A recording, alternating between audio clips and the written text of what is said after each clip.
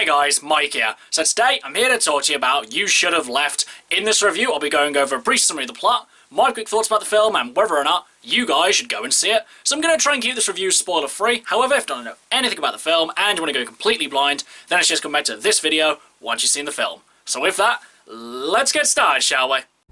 Or maybe it's the other way round. The police finds them.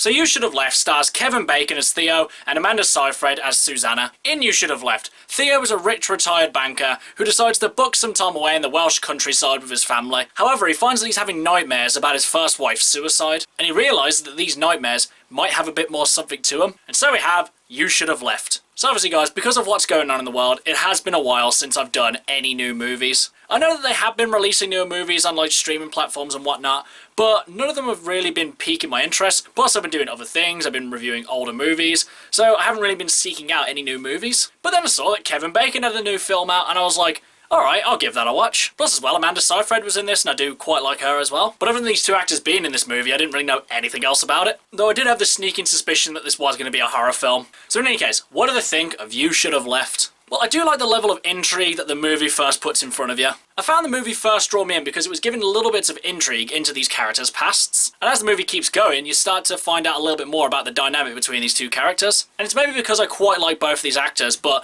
it did keep me invested and I wanted to keep finding out more. Had it been probably lesser talent, I wouldn't have been quite as interested to find out anything about them. Because as you keep going on, it only spoon feeds you little bits of information at a time, thus keeping a constant level of intrigue. Then once everything's out on the table, you finally get where they're both coming from. And you can see why they both kind of distrust each other at certain points. Kevin Bacon's performance was fine. It was more the intrigue into his character than anything in his actual performance. Not his best performance, but definitely not his worst either. And Amanda Seyfried is an actress who I really like. I've seen in quite a lot of good things. And what she does in this film is fine, but she's kind of hardly in it. She has really nothing to do with the actual horror or suspense elements of the film.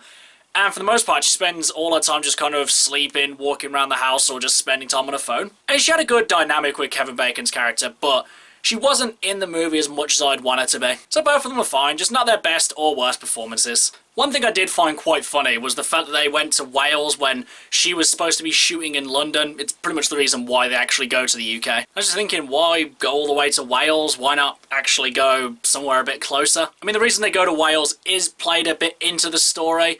It's just initially something you find a bit weird. And another thing I did appreciate about You Should Have Left was the fact that there were very few jump scares in this one. The movie constantly relies on building up suspense, and then it keeps you there, but then it doesn't end it with just a random noise or like something jumping out of somewhere. Sure, it does do that at a couple of scenes, but for the most part, it just keeps you in a state of tension. And throughout the movie as well, you're constantly thinking, is all this really happening, or is it more of a psychological thing? And while I do think that it found a decent balance between both of them, it did kind of leave too many questions. More kind of the fact of how much of this actually happened. How many of these conversations do they actually have, or how much of what they actually saw actually happened. But still, despite a small amount of convolutedness, I was never actually turned off from this film. But honestly, I've seen some of the reviews for this, and I can fully understand why a lot of people think that this movie isn't very good. Because for the most part, it is just Kevin Bacon walking around the house. And again, maybe it's because I like both these actors that I was willing to give the movie a chance.